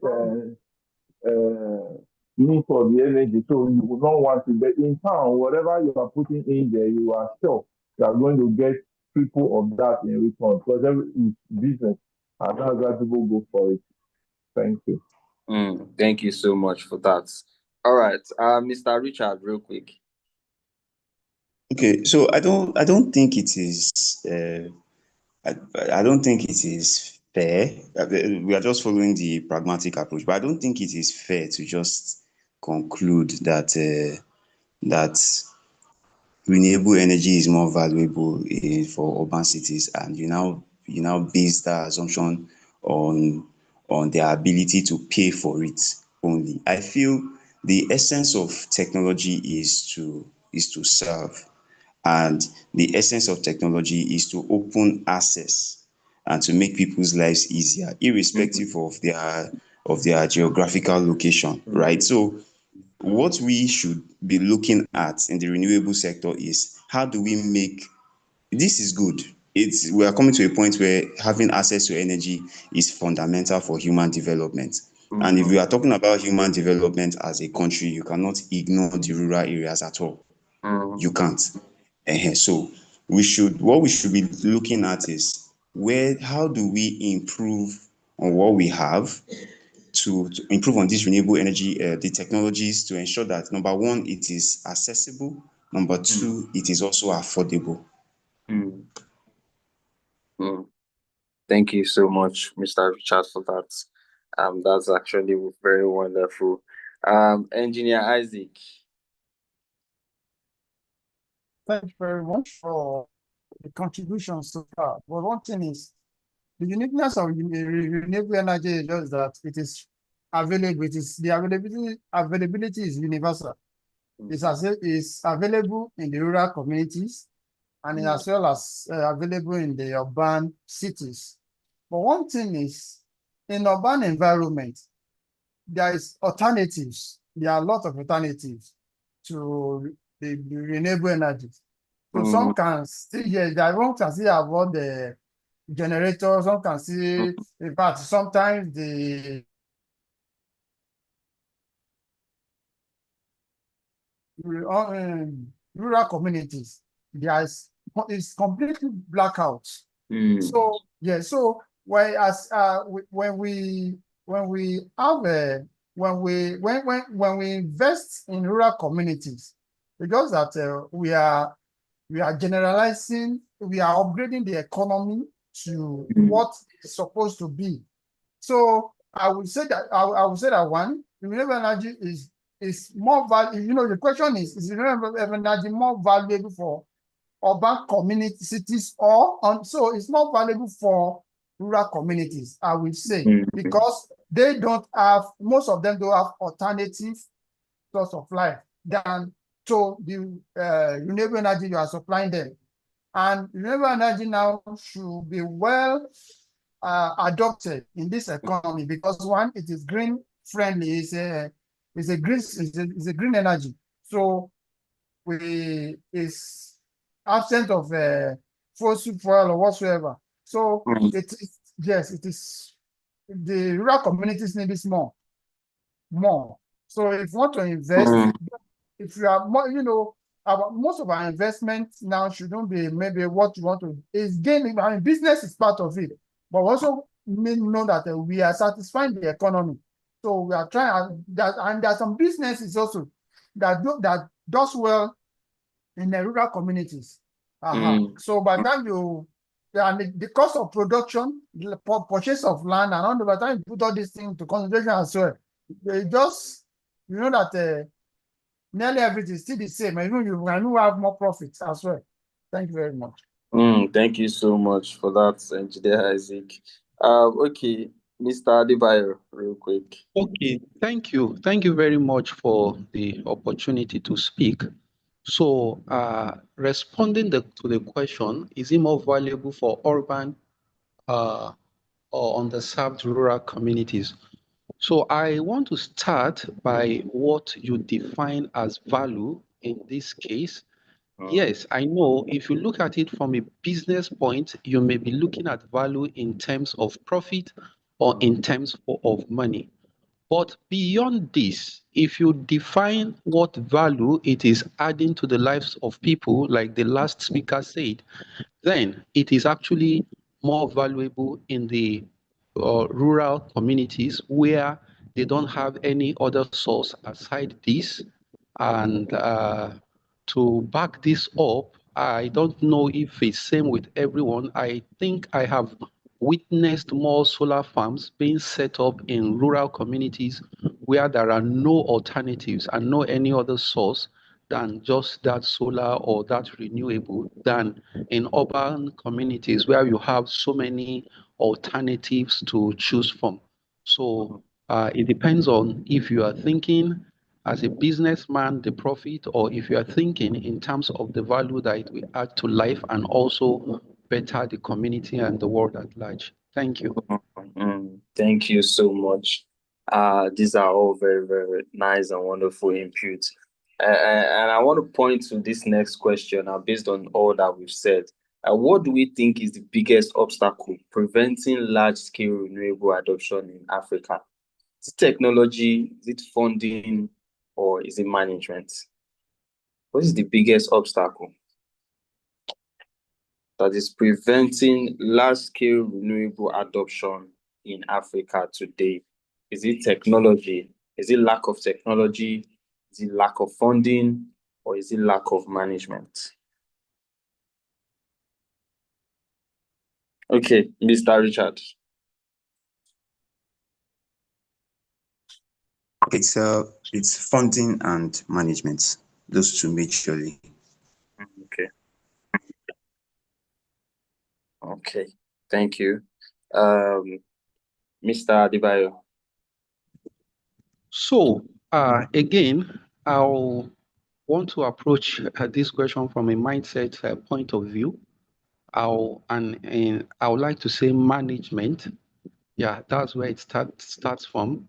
We can't say technology is lacking because the technology we have on a small scale can be deployed on a larger scale. Yes, funding we may look at, but for me, the greatest obstacle is management, because if the fund is there and the technology is there and it's not properly managed like every other thing we see within the country and in Africa, then it comes down to zero. So for me, management is the greatest obstacle. Thank you. Yes, nice. Okay, Mr. Dixon, real quick. Okay. Thanks once again. I think for me, the most greatest obstacle is has to do with funding, because even as on individual basis, when you client contacts you and then they are having high capital cost, most of them are discouraged. So for now, I think it's basically funding that is standing as an obstacle to development. All right, that's my take. Yeah, that's also a factor. Thank you so much. I think Engineer Isaac. Yes, Engineer Isaac. Thank you very much, sir. Now, basically, the major problem is funding. It is even, I would say, it's 90% funding, 10% management. It is absent of funding that people try to limit and manage what they have that leads to poor management. So if there is funding, the problem in Africa now is funding. So some are even now managing due to lack of enough funding, then they are trying to manage it poorly. So 100%, 90% funding, 10% management. Thank you. Wonderful. Thank you so much. Okay, Mr. Richard. Okay, so I quickly want to add this, especially concerning management. A lot of people don't really know that when it comes to energy management, that they can do more with less. So, because the truth is, there are lots of solar systems in place now that accommodates virtually every income size. So we even have solar systems as small as 85,000 naira. But the issue is that a lot of people have the mindset that a solar system should be able to power the whole house. Meanwhile, or power the whole facility. Meanwhile, you can start from having a solar installation to just power the essentials, especially if you are doing it for your residence, just the lights and to be able to charge your phones. And you'll be amazed at how much you'll be able to save by just having that small solar setup in your home. That is also another point to look at, which is very, very important, because just like Mr. Richard has said, that energy management, right? If people can implement energy management, they would be surprised at how well their system is functioning. And for this question, I would like to also look at it as a system thinking, right? One cannot function without the other. If there's technology and there's no funding to get that technology, it would not actually fly. And if there is no technology without funding, right, that doesn't fly. And at the end of the day, if you get technology and funding and there is poor management, even on the energy that is being generated or the funding and on the technology, the system fails as well. So I would love to end with this remark, right, that renewable energy is not about replacing power. It is about redefining how power is produced. Aside from the conventional method, right, renewable energy is bringing a new approach to how power is produced. It is also teaching how power can be managed and sustained for the future. Because at the end of the day, we want our systems to last for a very long time. And then we have to now look at the sustainability aspect of it to ensure that this system runs for, stands the test of time and does not fail, right? So with renewable energy,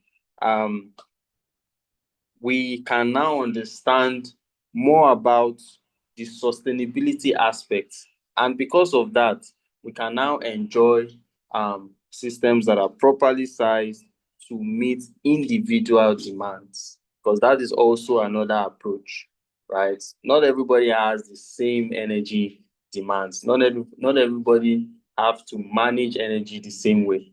But if we can understand how to manage our own energy, if we can understand how to use our own power and our consumption, we will definitely have a sustainable system that will go a long way. So it is really a pleasure to be able to take us on the aspect of how renewable energy is how we can understand the future of sustainable power and on the basics of renewable energy. So I would love to do this again, but for now, it's bye-bye. Thank you so much for having me.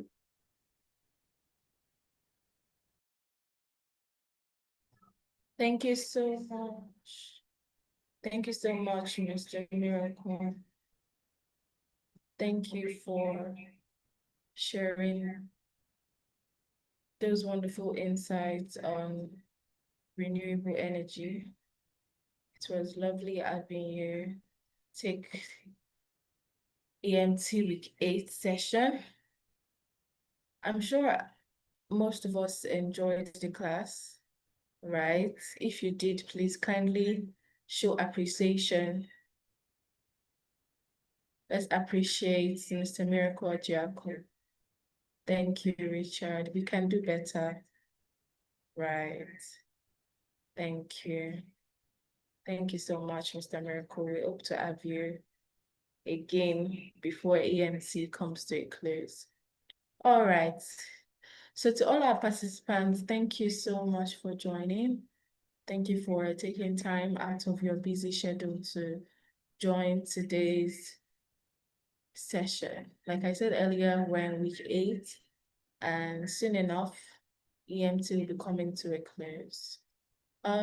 For those that mentioned that they are not on the group chat, I just sent the group chat link now. Please check the chat box. I just sent the group chat link. For those that are not on the group chat, please click on the link and join. We still have week 9, week 10, week 11, and week 12. So thank you so much, guys. Enjoy the rest of your day. Bye for now. Bye, everyone. Bye.